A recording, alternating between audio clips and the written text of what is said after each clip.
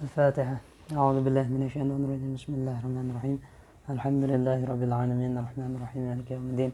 إياك نعبد وإياك نستعين اهدنا الصراط المستقيم صراط الذين أنعمت عليهم غير المغضوب عليهم ولا الضالين. Amin.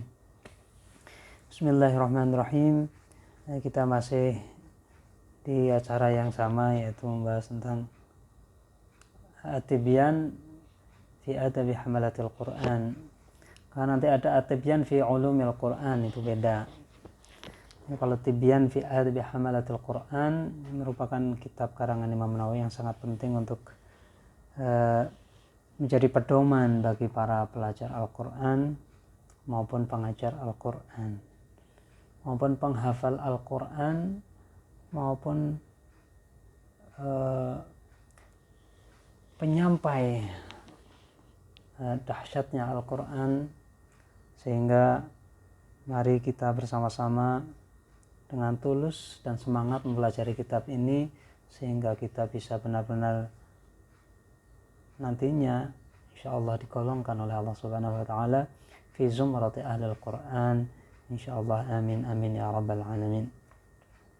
Bismillahirrahmanirrahim. Kita memasuki bab yang keempat, dan ini adalah termasuk bab yang paling inti. Nanti bab keempat dan kelima merupakan bab yang paling panjang dijelaskan oleh Imam Nawawi, karena ini pedoman yang sangat penting dipegang bagi para pengajar maupun pelajar Al-Quran. Fi adabi muallimil Quran wa muta'allimihi, tentang tata krama atau adab bagi para pengajar Al-Quran maupun pelajarnya. Hadzal babu ma'al babaini ba'dahu hiya maqsudul kitab. Bab ini dan dua bab setelahnya merupakan tujuan utama dari kitab ini. Wa huwa tawilun muntashirun, panjang dan lebar.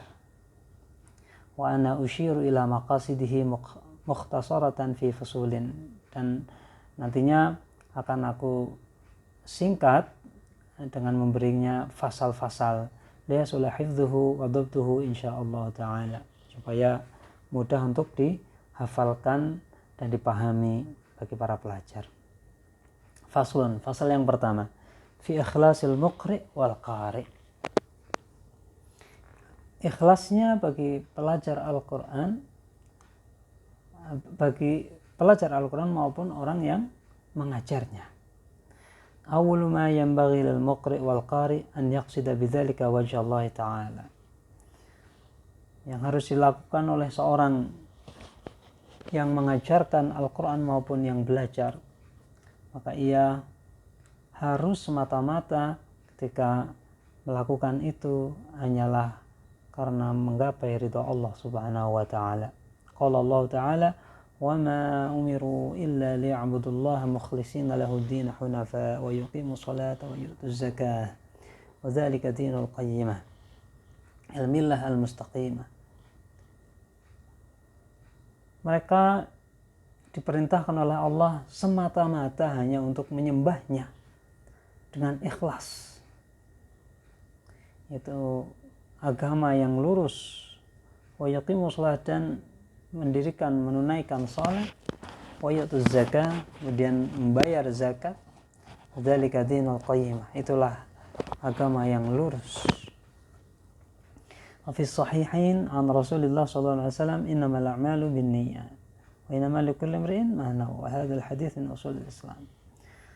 Dan di dalam hadis sahih disebutkan bahwa segala amal itu sahnya adalah dengan niat. Oleh karena itu yang menjadi hal utama bagi para pengajar maupun pelajar Al-Quran adalah mensucikan, memurnikan niatnya hanya semata-mata karena Allah Subhanahu wa taala. Wa rayana 'an Ibn Abbas radhiyallahu anhu maqal, innama yahfadhu ar-rajulu 'ala qadri niyyatihi wa 'an ghairihi innama yu'ta an-nasu 'ala qadri niyyatihim.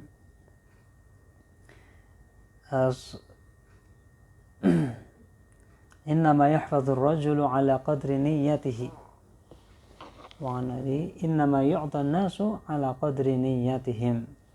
Jadi pangkat, derajat, level seseorang di hadapan Allah Subhanahu wa taala itu adalah menurut niatnya. Wa rawaina 'anil Ustadz Abil Qasim Al-Utsyairi rahimahullah ta'ala qala al-ikhlasu ifradul haqqi fit ta'ati bil qasdi. Yang namanya ikhlas adalah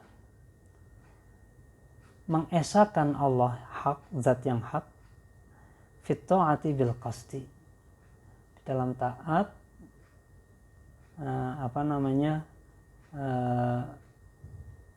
di dalam tujuan bertaat. Artinya objek yang ditaati itu hanya semata-mata Allah Subhanahu wa taala. Jangan karena yang lain. Bahkan amal pun misalnya seperti riya. Riya itu kan supaya dilihat orang. Tapi meninggalkan riya karena manusia, itu akhirnya menjadi riya lagi. Kan lebih dahsyat dosanya. Misalnya, ayo, kok kamu nggak sedekah? Wah, saya nggak mau sedekah, takut dilihat orang. Nah, itu malah lebih riya lagi. Karena tarkur riya li ajlinas riyaun, jadi maksiat. Makanya ketika ada unsur dari selain Allah, maka keikhlasannya menjadi hilang, pudar dan bahkan hilang. Atau kalau bercampur, terkontaminasi oleh selain Allah, maka amalnya menjadi pudar. Lama-lama amal yang dilakukan itu tidak ada efek kepada dirinya, tidak menambahkan keyakinan, tidak menambahkan semangat untuk ibadah lebih banyak lagi, dan tidak membersihkan hati, dan bahkan hati lama-lama menjadi kotor, pikirannya kotor, bicaranya kotor, amalnya kotor, dan berat untuk melakukan kebaikan-kebaikan yang lain. Itulah ikhlas, di semata-mata hanya karena Allah. Ifradul haqqi, semata-mata hanya karena Allah. Fit ta'ati bil qasdi, di dalam menuju, di dalam berharap, di dalam mentargetkan, itu harus mata-mata Allah Subhanahu wa ta'ala. Wa huwa an yurida bi ta'atihi at-taqarrub ila Allah ta'ala duna syai'in akhar.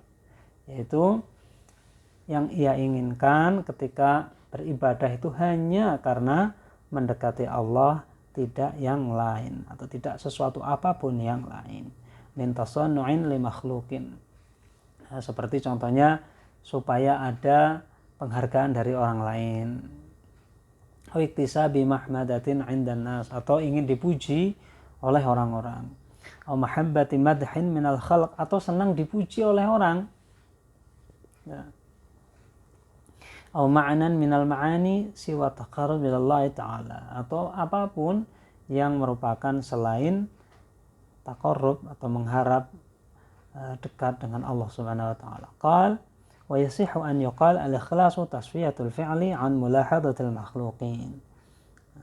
Atau ikhlas itu adalah memurnikan amal perbuatan dari perhatian orang lain. Ikhlas. Nah, makanya sumber semua fitnah semua ini adalah karena ketidakikhlasan.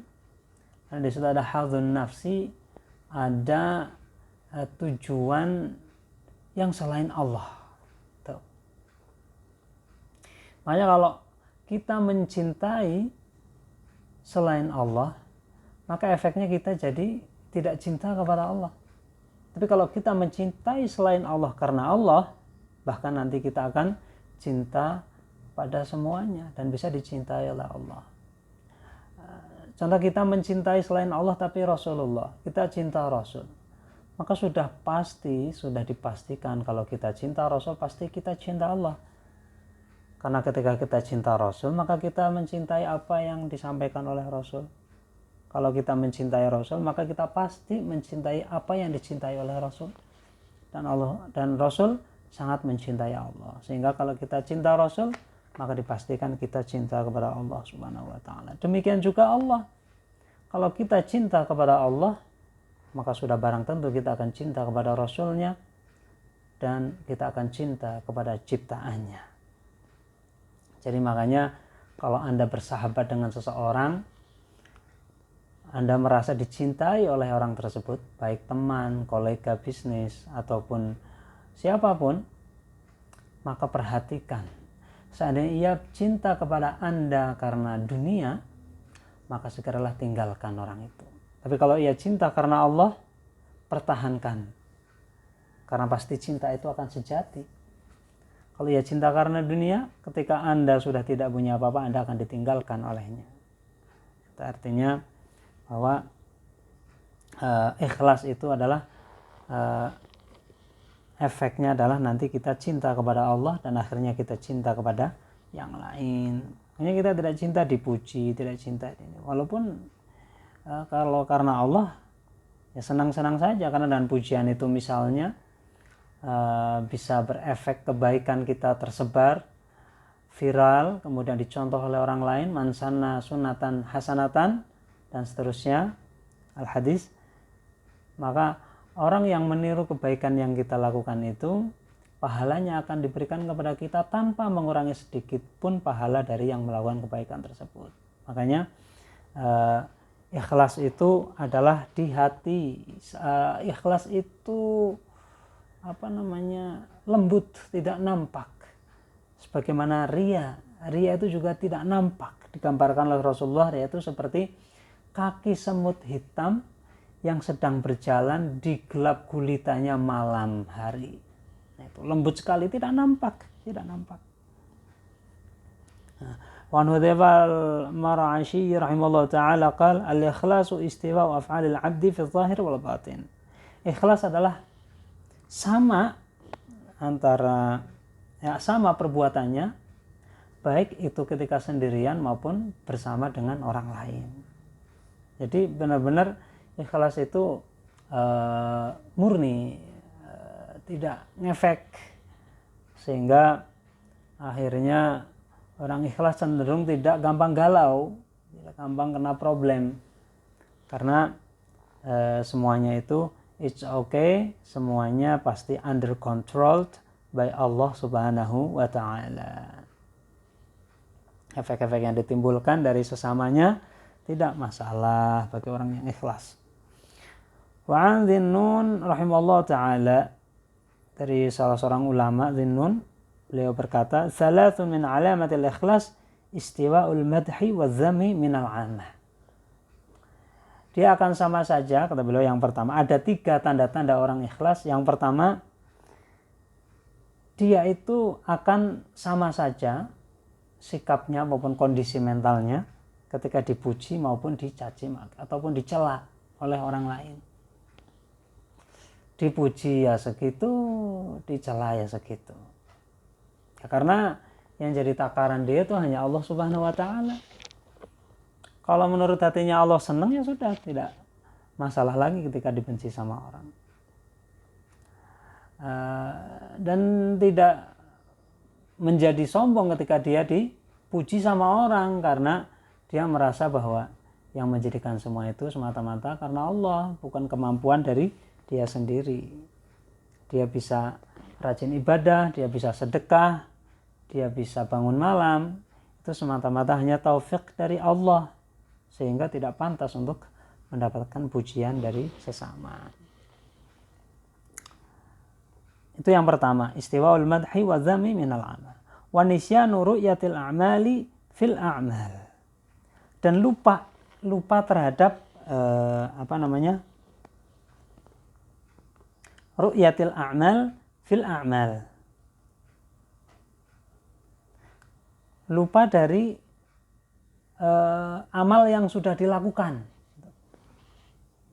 Jadi orang ikhlas tuh ya nggak senang nyebut-nyebut, dulu pernah ngasih ini gitu, misalnya bantuan di masjid ini sekarang bocor gentengnya, wah saya kan dulu udah gitu. Harusnya tuh langsung lupa. Jadi ciri yang kedua dari orang ikhlas itu lupa. Kalau dia itu pernah berbuat baik itu lupa. Nah, sebaiknya memang begitu, lupa. Ya sudahlah, itu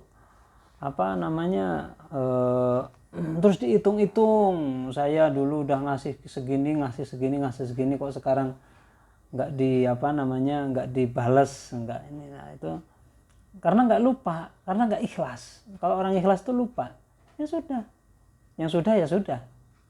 Sekarang ngasih lagi. Kalau sekarang nggak ada ya nggak ngasih. Kalau ada yang ngasih lagi, anggap aja seperti belum ngasih karena sudah lupa. Itu ciri khas yang kedua. Terus ciri khas yang ketiga, iqtida'u thawabil amal fil akhirah. Dan mengharapkan balasan hanya ketika di akhirat, tidak mengharapkan balasan di dunia. Apalagi sekedar pujian, bahkan balasan yang berupa materi pun sama sekali tidak diharap. Gitu. Sama sekali tidak diharap. Makanya ketika sahabat itu dulu protes ke Rasulullah tuh sampai pada nangis-nangis karena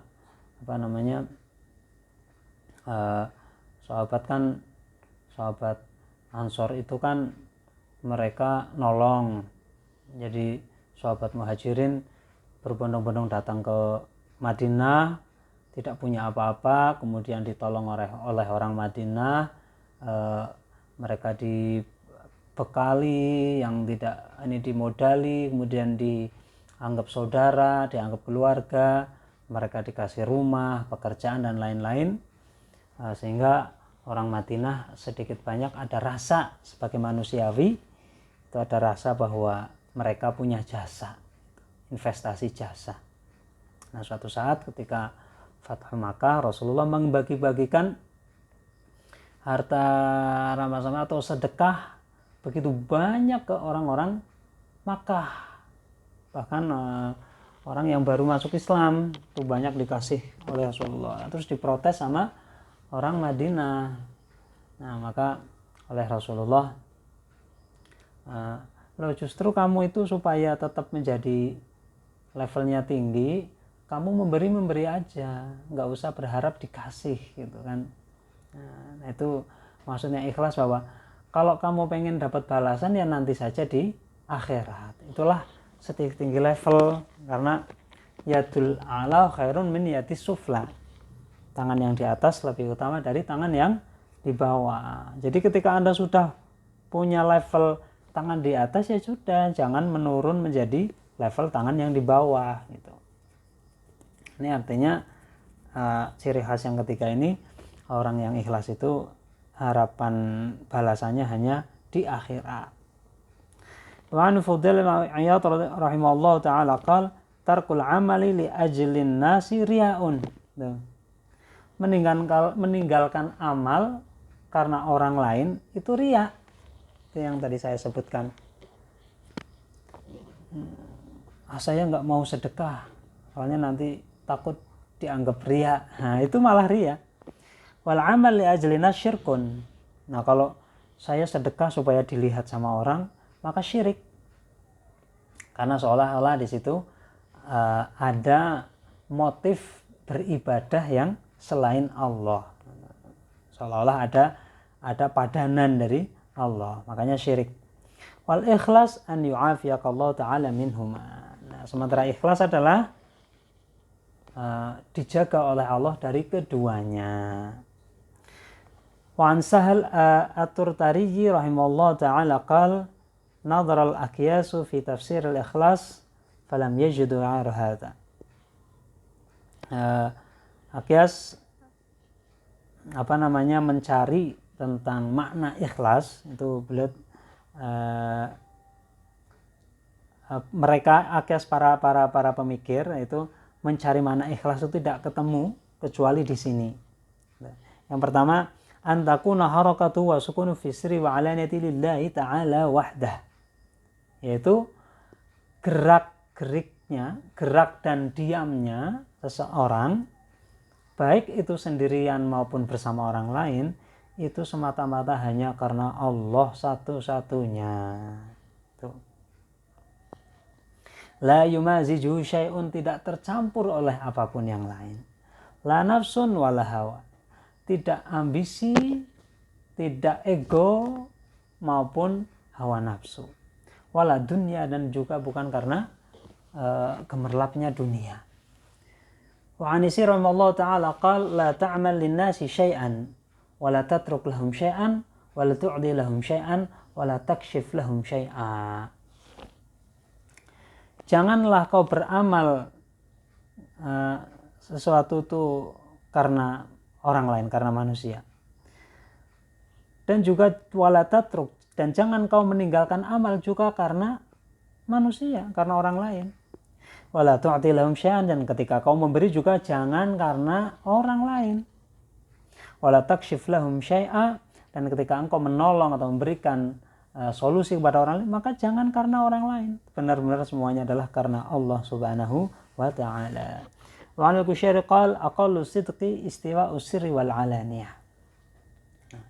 Level sidik, itu iman yang sangat tinggi, yaitu iman yang dimiliki seperti Sayyidina Abu Bakar As-Siddiq, itu adalah